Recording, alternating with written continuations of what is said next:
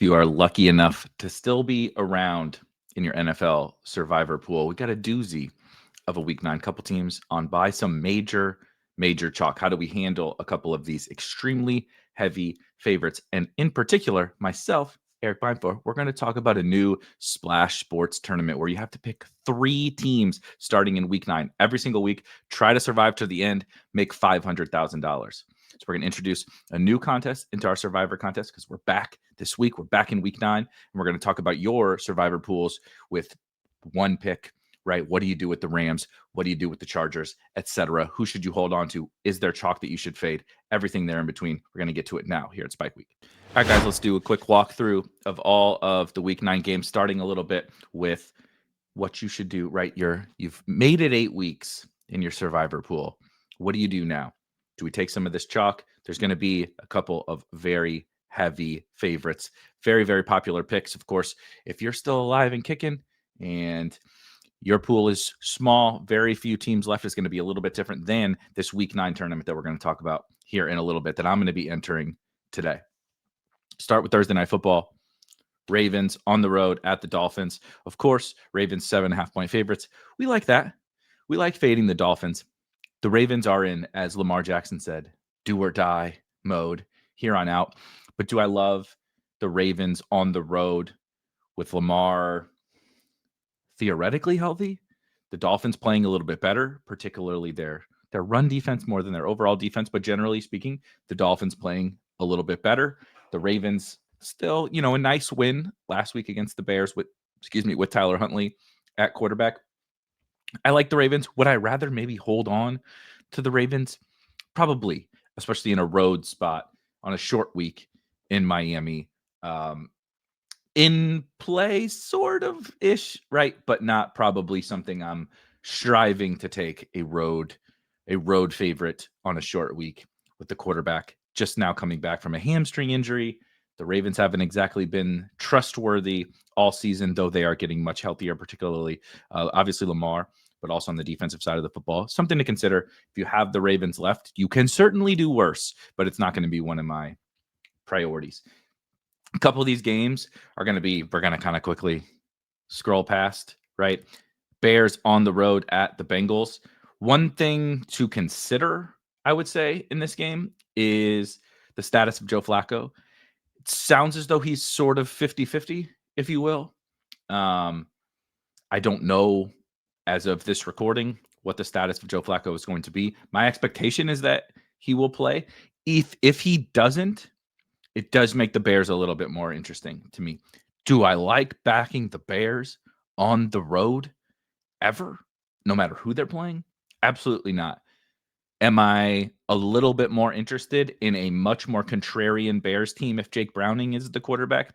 I am, because as we'll get to some of these teams here in just a minute, you'll see, especially for this new week 9 contest on Splash, where you have to pick 3 teams every single week to try to make your way to $500,000. Someone like the Bears could be a little bit more interesting, where we might want to save them for later, or we might want to save some of the chalkier good teams for later in play again, but only, and I mean only, if Jake Browning is in at quarterback. They're 2.5-point favorites. The Bengals did just blow a big lead against the New York Jets without Garrett Wilson, Justin Fields at quarterback. So it gives some life to the Chicago Bears, but I don't want to be taking road Caleb Williams if I can help it, right? But in terms of the hierarchy here, they are going to be a little bit higher than maybe some other teams.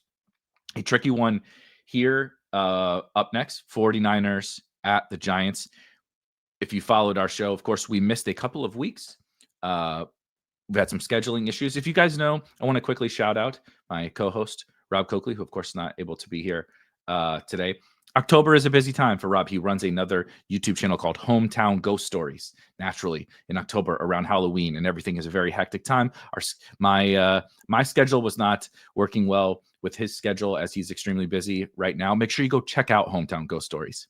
I imagine if you enjoy the Halloween time, you will enjoy everything that they're doing over there. Give them a like and a subscribe, and also give us a like and a subscribe. Survivors, Halloween, everything. We got you covered here at Spike Week. the 49ers check multiple boxes in terms of the things that Rob would mention to you as trying to avoid. It was funny. There was a YouTube commenter. We love all of you guys in the YouTube comments, even the ones that don't like some of the takes that we give, mentioning how like a lot of these boxes that Rob would put out there in terms of, okay, are you on the road? Not great. Are you playing a divisional team? Right? Are you traveling west to east? Even sometimes east to west can be a little bit of a weird one. Are we going overseas? This is the second time you played a divisional matchup, et cetera, et cetera. There are multiple boxes of West Coast team traveling east, and obviously early start. That's certainly not ideal. The other thing that I would mention from a box checking perspective is while the Giants have their own share of injuries, obviously Cam Scoutaboo with the devastating injury out for the season last week. Malik Neighbors already out for the New York Giants, and an exploitable matchup theoretically on paper for the San Francisco 49ers. The Niners themselves are also an exploitable matchup for just about any team. So when you combine the fact that this team is traveling from the West Coast to the East Coast to play an early kickoff in New York, the Giants, they beat the Eagles. Granted, that was with Cam Scatterboot, but this team was able to beat the Eagles. The Houston Texans, without Nico Collins, without Christian Kirk, with a injury-riddled offense that's already bad with their best players on it, was able to shred the San Francisco 49ers defense. It is a skeleton crew on the defensive side of the football for the 49ers. It's nice that they've gotten George Kittle back, and they might get Brock Purdy back for this game. But I just don't want to be investing in the San Francisco 49ers coming all the way over to the East Coast. They are just 2.5-point favorites. And hopefully better days are ahead for the 49ers as they continue to get healthier, though that defense is a real problem, like a very, very real problem.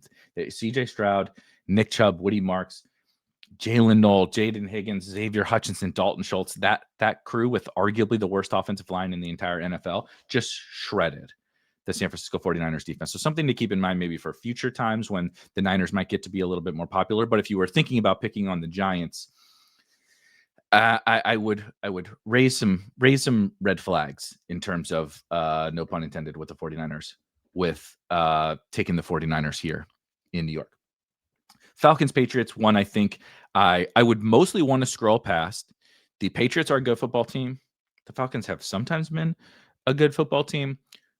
If Michael Penix and Drake London do not play, this very much puts the Patriots much more on the radar, but we'll look in a minute that you'll see some of the few. I would love, if at all possible, to hold on to the New England Patriots if you have not used them yet, right? If you're still alive here in week 9, you may have used the Patriots already. They played some pretty bad teams. They have the softest schedule in the NFL remaining. So there's a bunch of other spots down the road that we're going to want to potentially use the New England Patriots. So again, if you have not used them, I'm not sure that this is the spot. One thing to consider with the Patriots is I think we really want to pick on exploitable matchups for them from a survivor perspective because the record is nice. 6-2 is great. And that win against the Bills was very impressive, undoubtedly.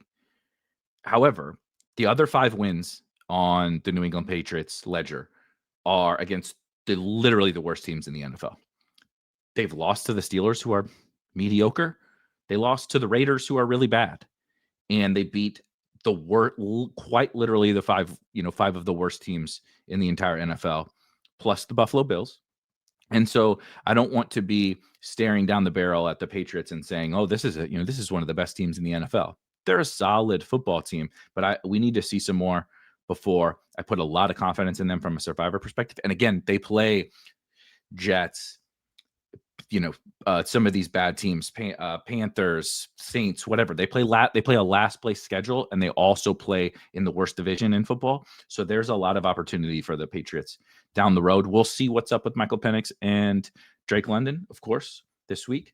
But I think the Falcons are a competent team, right? This Falcons team has some good wins on their resume as well. So something to keep in mind for the Patriots. Next up, Colts, Steelers. Should be a pretty fun game. Aaron Rodgers versus Daniel Jones. One big thing to note, I do, even on the road, like the Colts here. The Steelers' defense has been near the bottom of the league this season, which is a bit shocking.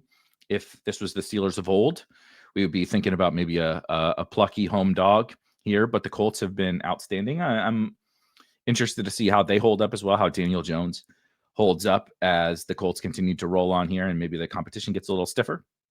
But the Steelers' defense has been quite bad.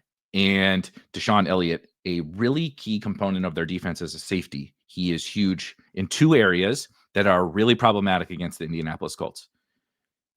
From a pass game perspective, he is their primary cover guy from a man-to-man perspective against tight ends. Tyler Warren for the Colts, been one of the best tight ends in football as a rookie. He's also huge in run defense, right? He is the safety that comes down into the box that helps facilitate stopping the run for the Pittsburgh Steelers. He's injured. He got injured last game. You saw what happened against the Green Bay Packers, lighting up this Pittsburgh Steelers defense. I believe they've given up 30 plus points in 5 of 8 games, if I'm remembering correctly, including last week. Tucker Kraft, not saying Tyler Warren is Tucker Kraft, but maybe a young Tucker Kraft, as if Tucker Kraft isn't young himself, is a pretty good spot for Tyler Warren and a pretty good spot for, that Jonathan Taylor guy who keeps running for 1,000,000 yards and 1,000,000 touchdowns without Deshaun Elliott against a struggling Steelers defense. Not a spot I really want to attack. The Colts also have more spots down the road that we maybe want to hold on to them for. But again, just talking about some of these potentially little bit more contrarian options, because what we'll get to here in a second, the chalky options are really strong standouts. You may not have them left in your pool, or you may be looking to, again, in this splash pool that we're going to get to in a second, be looking to pivot away from some of the popular spots. My favorite chalky spot of the week, not necessarily because it's my favorite in terms of winning expectation, is up next, the Green Bay Packers and the Carolina Panthers. The Panthers are not horrible. So among the teams that I think we want to be picking on, we have the Saints, we have the Titans, and we have the Jets. The Panthers are definitely a team to pick on. The Dolphins are a little bit of a team to pick on. The Browns can be a team to pick on, right? The Dolphins show a little bit of spunk, particularly offensively. The Browns have a really good defense. So those are a little bit lower on the totem pole in terms of teams we want to be targeting. The Panthers are a little bit lower compared to, say, the Titans and the Saints as well. However, the Packers, if we take a look at the remaining schedule for the Green Bay Packers, shout out to our friends at Pool Genius and Team Rankings over here. You can take a look at the, that's the pick percentage. Let me go to win odds. Of the Green Bay Packers, right? So they have Carolina this week. This is the big deal. This is a big deal for me as well in this 3-pick pool. They play Carolina this week. They have Philly, the Eagles next week. Not a spot we would particularly love them. They play the Giants, but they go to the Giants. I don't love this Packers team on the road at a sort of plucky New York Giants team. They play Minnesota, divisional matchup. J.J. McCarthy coming back. Is he reinvigorated after being on the sidelines for some time? Lions, nope. Bears, okay. But again, later season, divisional matchup doesn't give me the warm and fuzzies. At the Broncos, no thank you. Late season at the Bears, then the Ravens, and at the Vikings. We can quibble over some of these spots, right? Like at the Giants or later in the season, Bears, what have you.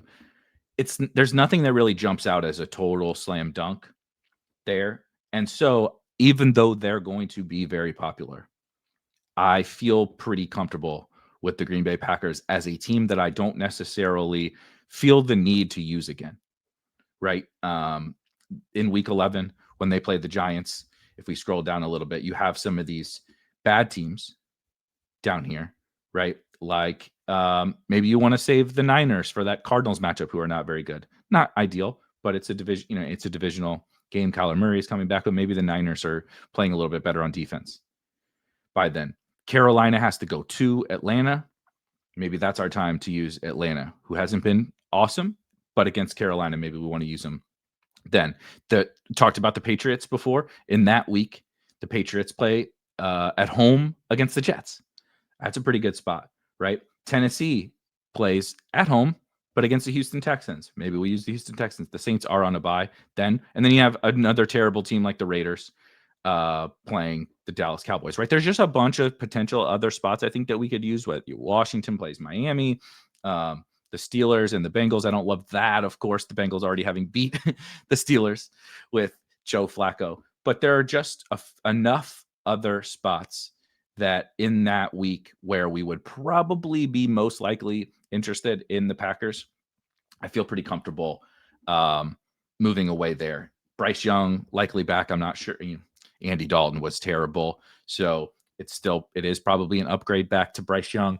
But I just think of all the chalk, of which there are two more teams, the Packers seem like kind of the best chalk, if you will. Let's look at pick percentage again really quickly. They are also, from using Pool Genius in terms of expectations on pick percentage, we have the Rams and the Chargers quite a bit higher than the Packers, though the Packers are in that top three of very major standouts. There's really only three teams that people in your pools are picking. Again, assuming that they have them left, assuming that you have them left, the two LA teams and the Packers. So the Packers being a little bit lighter on the pick percentage is nice.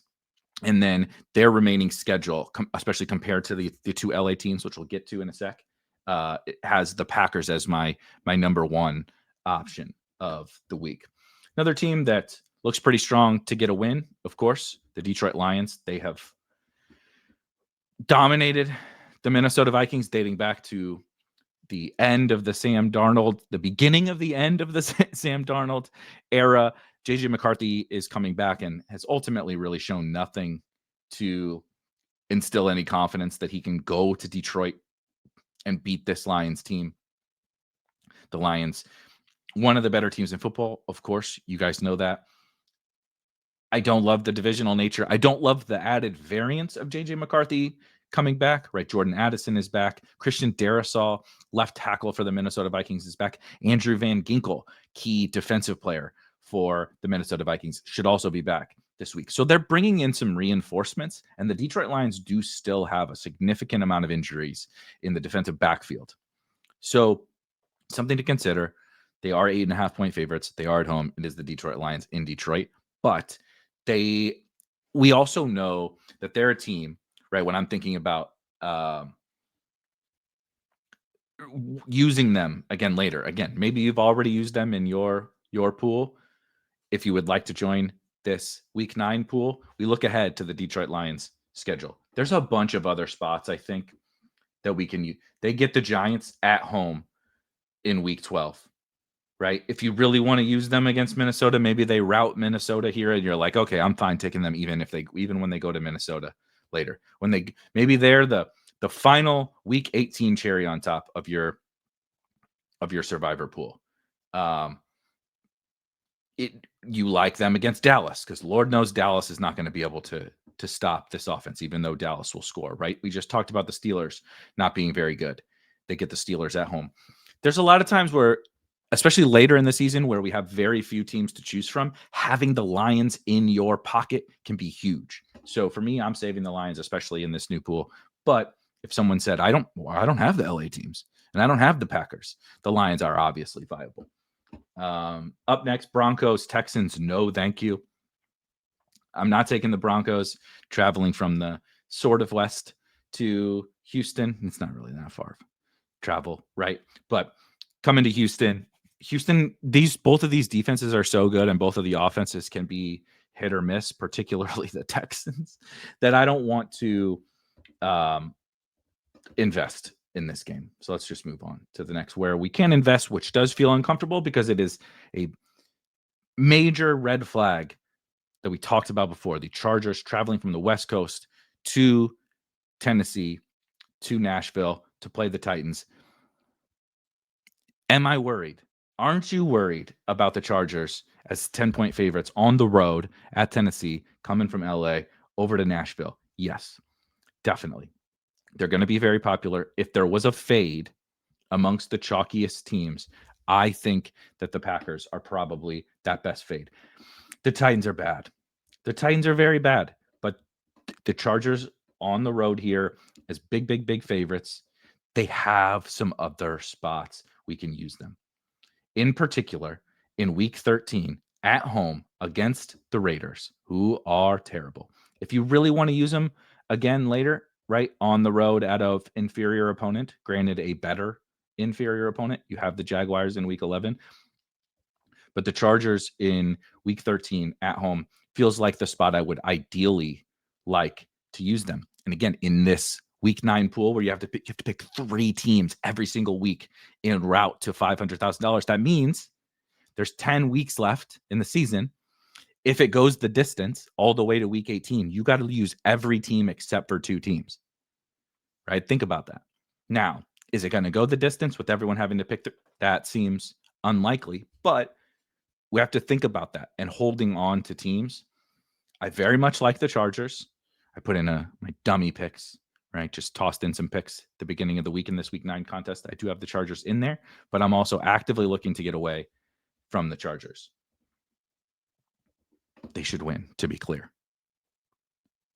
But the spot is not super ideal. Jaguars, Raiders, no thank you. I mean, if you want to invest in this disaster game, Brock Bowers is back for the Raiders. Both teams off of a bye. Jaguars traveling all the way out to Vegas. Just a pass, a hard pass for me. 2 teams. The Jaguars are sort of not a team I love targeting against, but also not a team I love targeting. I would love to wait for them for a little bit later in the season. Maybe they luck into an injury spot, right, where they're a little bit in a little bit better situation than it seems right now. Oh, here we go. Here's Jacksonville. So they'll get Tennessee twice, the Jets. That's about it. The Cardinals, I guess, but they're going to get the Titans twice and the Jets, teams that we want to pick on. A big pillar of my strategy in this week 9 thing is just like everyone, but targeting as many of these bad teams with some small little pivots, if possible, each week, right? How can I target the Titans? How can I target the Saints? How can I target the Jets? How can I target the Raiders? And then use the weekly context to make small pivots away, in and out, if I can, right? Oh, I would like to save the Chargers. Oh, I don't really want to save the Packers. So, yep, they're going to be popular, but that's fine, right? Just move these chess pieces around the board. Up next is that second, the most, far and away, the most popular pick, as it should be, of the week. The Los Angeles Rams, 14-point home favorites to the aforementioned New Orleans Saints. Hard to get away from the Rams. If we wanted to talk about getting away from the Rams, it's a road game, but they go to Carolina later. You could save them all the way to the end, and maybe the Rams are playing for something. We want to really galaxy brain something. The Rams are playing for something to get into the playoffs in Week 18. The Cardinals are eliminated. Maybe Jacoby Brissett's playing that game, and that's not even any better of a situation. Obviously, this Carolina matchup is nice. It is, however, on the road, LA all the way to Carolina. The Rams, my big concern with fading the Rams this week and holding on to them, despite their level of chalkiness, is we've talked about this before, if you've listened to this series, the Rams are really top-heavy and fragile as a roster. They're really good. But Puka Nacua has already been hurt. Devontae Adams has an injury history. Matthew Stafford has an injury history. They're really top-heavy on defense. There's a lot of risk in something going south just with one injury, right? If Puka goes out, all of a sudden, that game against Carolina, they don't look as good. They already have to go from LA to Carolina, right? Playing at Arizona. Arizona's not great. They should win that game even on the road, but you have a road divisional matchup, right? At Atlanta, Arizona, Week 18. Do we want to pray for the Week 18 shenanigans? Are we even going to make it to Week 18? I don't know. As much as it makes me sick, right? The chalkiness of the Los Angeles Rams. Packers and Rams are 2 big priorities for me this week. And if I can get away from the Chargers and use them to be the piece that sets up my leverage in just a few weeks, right? Let's make it to Week 13. That's when we got the Chargers in our bag against the Raiders. That makes me feel a little bit more comfortable, if at all possible. But the Rams, it's a slam dunk. here against the Saints, and we would love to be avoiding the slam dunks, but sometimes when we reach week 9 or we're starting a new pool with 3 picks, we can't avoid all of the chalk. I'm very excited. Next up, Chiefs Bills. Who isn't excited for the Chiefs Bills? Am I picking either one of those in Survivor? Absolutely not. Seahawks Commanders is a very similar situation. It sounds like Jaden Daniels will be back. Question mark.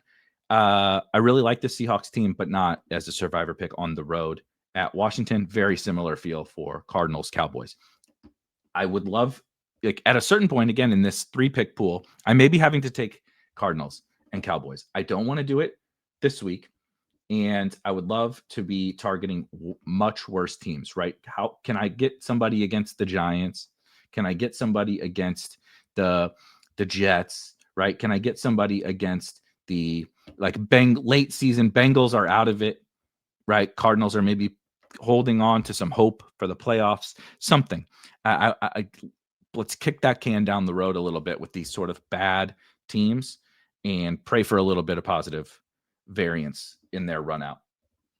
That is it for the sort of game by game aspect of this. And that's when I wanted to bring in the new Splash 500K extra bloody Survivor. No promo codes or anything like that for Splash. We're just promoting a good Survivor pool tournament that is out there. I have entered this, and it is, of course, $500,000. So $500,000 to first place, right? If we click the,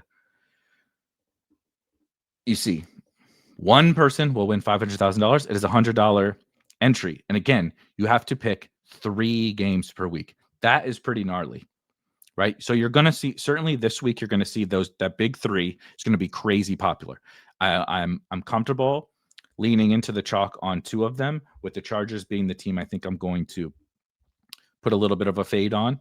If you wanted to fade 2 of the 3, I think that is ultimately okay. But this contest is one that I'm going to be entering here, and we'll be talking about this moving forward. Hopefully we can make it. If we lose one of our picks this week, we'll enter a new contest next week, and we'll talk about that one. But we're going to enter this extra bloody Survivor here. And as you see, I have made a couple of picks. I just put the chalk in right now. My plan, as of Thursday, one thing, make sure to check back and join us in the Spike Week Discord, which, of course, there's a link to in the description. It's just $5 a month. You get access to everything from a best ball perspective, fantasy football, sports betting. We're betting NBA. We got bets on the NFL games. We got your fantasy picks. You got dynasty questions. You got best ball sweats, and everything there in between is in the Spike Week Discord. So it's $5 a month. Or if you're a premium subscriber, you get it for free and join us in there. Tomorrow is a huge day, right? From an injury report perspective, and what happens with the injury report on a Friday is a big portion of what may change over the weekend. We will discuss that in the Discord Saturday, Sunday. If something changes from a Survivor perspective, or you have a question, you can hop in there. You can also, on the comments, in the comments of this video, by all means, please drop a question. Myself and or Rob will answer any questions that you have. Questions about how dumb we are, questions about who to take, questions about, I have these teams left, who do you like the most? By all means, bring them all into the comments. But my plan of attack, as I mentioned, is to go with the Packers and to go with the Rams, and then find a pivot somewhere. Now, where is that pivot, right? That is the big question. I want to stay away from those Niners that we talked about, and I'm going to stay away from the Ravens tonight. I would also very much like to hold on to the Ravens. They have the Jets at home. They have the Browns at home. They have the Browns on the road. They have the Bengals. They have some really good spots to use, not on a short week with Lamar's first game back. So I would really like to avoid using the Ravens. So do we pivot to the Lions, right? Do we pivot over to these Patriots? If Michael Penix is out, as much as I love the remaining schedule for the Patriots, that does put them in play. I also think it's reasonable to lean into one of these matchups that I sort of scoffed at, right? I'm going to be monitoring Joe Flacco. I'm going to be monitoring Michael Penix. I'm going to be monitoring some of these other injuries that are out here. Brian Thomas Jr. for the Jacksonville Jaguars, right? We're going to monitor some of these injuries. Jaden Daniels. If we get Marcus Mariota again, Am I intrigued by Seattle, even though it's on the road against a struggling Washington Commanders football team? I am. The Seattle remaining schedule is interesting. Where the heck is Seattle on here? They do go to Tennessee and to Carolina. Good spots. Am I necessarily going to want to target them on the road, right? Again, traveling from the West Coast to the East. I'm not so sure. They are traveling from the West Coast to the East Coast here, but it is at least Sunday Night Football for that game. The third selection is definitely going to be one that I'm monitoring a lot of news for over the course of this week because I think it's pivotal. In this tournament, I would love to get away from at least one of these chalky spots, but I also need something else to open up. Everyone's most likely pivot is going to be the Lions here, right? 4%, a little bit of Ravens as well. And so, maybe the Lions do become the pivot. If the Lions are 4%, the Chargers are 24%, then that, and of course, in this 3-pick pool, those numbers will be higher, right? These are based on everyone making one pick. But if I get, the Lions at 1/5 of the ownership, that'll be interesting. But again, check back in the Discord, drop in the comments. We'll review the selections next week. Hopefully we'll get Rob back after Halloween will be over, and we'll get Rob back, and we'll see how we do in week 1 of this new week 9. 3-pick per week splash contest. Good luck in your survivor pools. And again, if you have any questions, drop those in the comments or in the Discord, and we will see you guys in week 10. Good luck, and hope we're all still alive next week. Cheers.